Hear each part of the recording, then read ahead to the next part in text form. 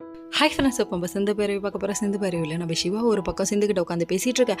அந்த டைம் பார்த்து உனக்கு யார் மேலேயோ சந்தேகமாக இருக்கா? இல்லை என்ன பழிவாங்க செஞ்சாங்களா, அன்னபூர்ணி அத்தையை பழிவாங்க செஞ்சாங்களான்னு தெரியல.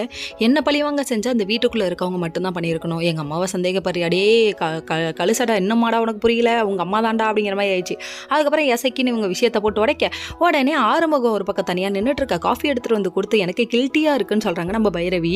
அதாவது கூட பிறந்த பிறப்ப மட்டும் என்றைக்கே சந்தேகப்படாதீங்கடா, அதே இது உண்மையான விஷயம்டா. கூட பிறந்தவங்க இல்லை, பெற்றவங்களே இப்போலாம் நம்ப மாட்டேங்கிறாங்க, அப்புறம் எங்கடா கூட பிறந்தவங்க. அதாவது நீ சிந்து அப்படி சொன்னோன்னே துடிச்சு போயிட்டாங்க அப்படின்னு சொல்லி அதுக்கப்புறம் சிந்துக்கு சப்போர்ட் பண்ணதுக்கு அப்புறமா எனக்கே ஒரு மாதிரி கில்ட்டியாக இருக்குன்னு சொல்கிறாங்க. இதுக்கு எனக்கு காப்பி கொடுத்த போய் உன் தங்கச்சி காப்பி கொடுறி அப்படிங்கிற மாதிரி ஆயிடுச்சு.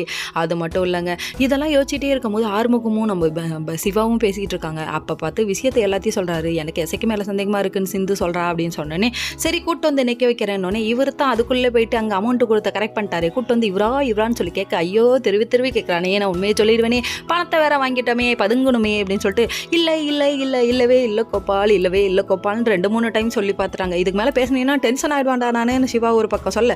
அதுக்கப்புறம் ஒரு பக்கம் இவர் இருந்துட்டு கிளம்பி போயிட்டாருங்க. அதுக்கப்புறமா யோசிச்சுட்டே இருக்காங்க, மறுபடியும் யாரா இருக்கும் அப்படின்னு சொல்லி யோசிக்கிறாங்களாமா. நம்ம அன்னபூர்ணி அம்மா வேற நான் போய் அக்கினி மிதிக்கிறேங்கிறாங்க. இந்த வயசுக்கு இதெல்லாம் தேவையா? காடு வாங்குது, வீடு போங்குது, தீ மிதிக்கிறேன்னு இறங்குறியேமா அப்படிங்கிற மாதிரி ஆயிடுச்சு. நாளைங்கிற எபிசோட்ல பார்த்தாங்களே, சிந்து தான் மிதிக்கிறாங்க, சிந்து தான் கீழே விழுவுறாங்க.